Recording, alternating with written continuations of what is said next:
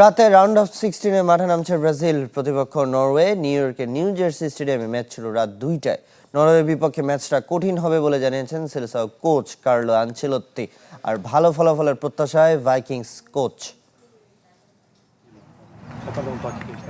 লড়াইটা Vinicius junior আর Erling হল্যান্ডের বিশ্বকাপে টিকে থাকার, দেশকে টিকিয়ে রাখার। নেইমার জুনিয়র পূর্ণ ফিট না থাকায় মাঠে স্পটলাইট ভেনির ওপর। ব্রাজিলের ভরসাও নাম্বার 7। আর নরওয়ে এবার যতটা আলোচনায়, তার মূলে ম্যান সিটি তারকা হল্যান্ড। 5 শিরোপায় বিশ্বকাপ সাফল্যে নরওয়ের চেয়ে এগিয়ে থাকলেও দু দলের মুখোমুখিতে পিছিয়ে ব্রাজিল।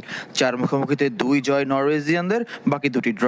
1998 সালে বিশ্বকাপে একমাত্র মুখোমুখিতে জিতেছিল নরওয়ে। দেশের বর্তমান হেড কোচ স্তল সোলবাকেন ছিলেন সে দলের সদস্য। এবার কোয়ার্টার ফাইনালে যেতে নরওয়েকে প্রথমবার হারাতে হবে ব্রাজিলের। কে ভেবেছিল কেপ ভার্দের বিপক্ষে আর্জেন্টিনাকে এতটা কষ্ট করে জয় পেতে হবে? এটা আর্জেন্টিনার দুর্বলতা নয়, আধুনিক ফুটবলটাই এমন। আমাদের এবারের প্রতিপক্ষ খুব কমপ্লিকেটেড।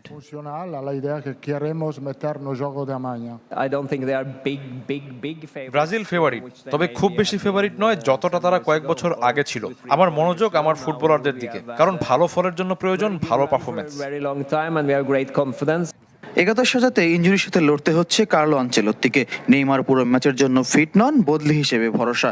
রাফিনিয়া সুস্থ হয়ে ওঠেননি, লুকাস পাকেতা আর ক্যাসেমিরোকে নিয়ে দোলাচল।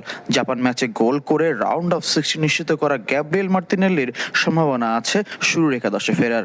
বিশ্বকাপ দেখুন বায়োস্কোপ প্লাসে, সব নেটওয়ার্কে, সব ডিভাইসে। স্ট্রাকচার, কোয়ালিটি আর ফুটবলার বিচারে নরওয়ে ভালো দল, তবে আমরা ভালো ফলের আত্মবিশ্বাস রাখছি। জাপানের বিপক্ষে আমরা যেভাবে জিতেছি, এই ম্যাচটাতেও মাঠে ফুটবলারের সামর্থ্যের সর্বোচ্চটা দিতে হবে। বিশ্বকাপে এখন পর্যন্ত 4 ম্যাচে সবকটিতে আনবিটেন ব্রাজিল। সমান ম্যাচে নরওয়ে হেরেছে শুধু ফ্রান্সের কাছে। ম্যাচের আগের দিন মরিস টাউনে শেষ অনুশীলন করেছে সেলেসাওরা।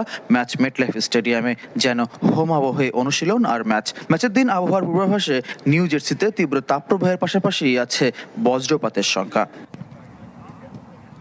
ফয়জুল ইসলাম, চ্যানেল 24, যুক্তরাষ্ট্র।